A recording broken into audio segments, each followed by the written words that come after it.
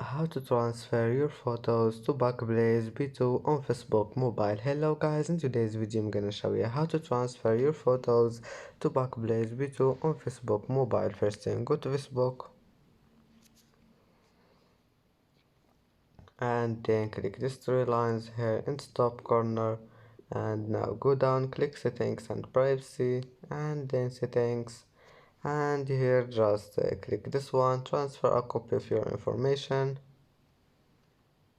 and then click next, and now click BackBlaze B2, and then just go to videos and click none if you want to transfer only your photos, and then click next, and now just connect your Facebook with BackBlaze B2, and that's it for today's video. If you like this video, please don't forget like and subscribe, and see you in the next video.